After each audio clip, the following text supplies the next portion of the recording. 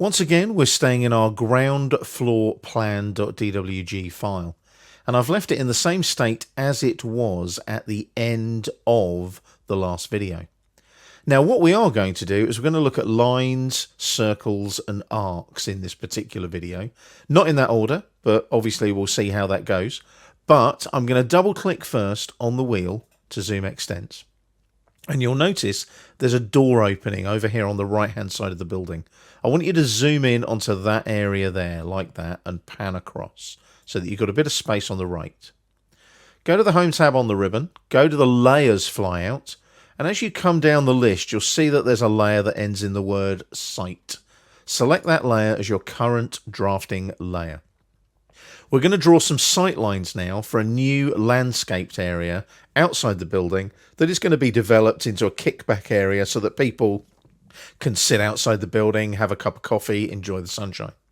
So we're going to go over to the line command on the draw panel here, again Home tab on the ribbon, and we're going to utilize some of our object snaps. You can see that purple grid line has an intersection with the wall just there.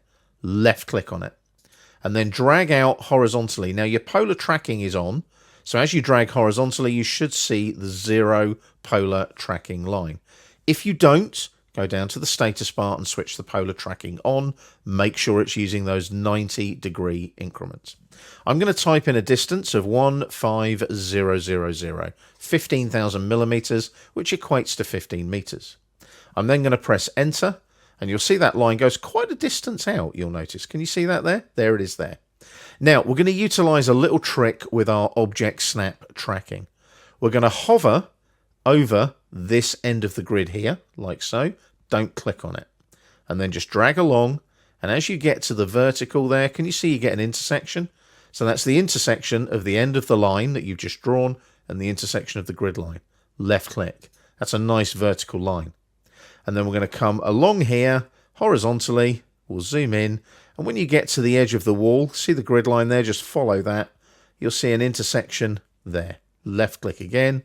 Enter to finish. And when you zoom out and pan a bit, you'll see you've got a nice area there ready for landscaping that you've marked out with those 3 lines. Now, pan back to that last table that we drew. It's this one here, this rectangle here. Now, you'll notice it's still a rectangular polyline. Zoom in on it so that you can see the detail. What we're going to do is we're going to explode this polyline back to its 4 original line segments. So at the moment, this polyline is a compound object because it's made up of multiple objects. We're going to explode it back to its original components. So we've got 4 component objects. So go to the Modify panel. See the little sort of cube shape there? That's the explode command. Click on it. Take the pick box to the rectangle. Click on the rectangle. Press enter to confirm. It doesn't look any different. So you think to yourself, what have I done? Well, what you've done is you've exploded this back to 4 lines, like so. Now that's great. We need the 4 lines. We need those because we're now going to place some arcs. But we need to go onto the right layer. Layer drop down. And we need to look for our FFE, this one here. Not MH, just MFFE, that one there. That's our furniture layer. So make sure we're back on the right layer. Get into the habit of doing the right layer first time. Then you don't have to go and change properties of objects later. So we're going to go to the arc command now. This one here on the draw panel. And we want start, center, end. Now remember, arcs go counterclockwise. So if I start at this endpoint snap here, left click, come down to the center, which will be the midpoint snap here, left click, and then come down to this end here, you'll notice it's the wrong way round. So when I click there, that's gone counterclockwise based on start, center, end. Just go up to undo. One undo on the quick access toolbar, that'll lose the arc. Go back to the arc flyout and select start, center, end again. This time, endpoint snap here, left click. Midpoint snap here, left click. Endpoint snap here, left click. Perfect. That's where we want it. I'm going to go over here now to the arc command again. Start, center, end.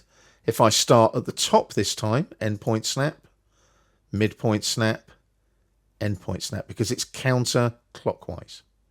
Now, because we've drawn those arcs, we don't need these two lines anymore. So we'll select both of those, right click and erase. We've now totally changed the shape of our table. We'll go to the circle command now and center radius on the fly out there. Hover over this midpoint snap. Don't click on it. Hover over this midpoint snap. Don't click on it.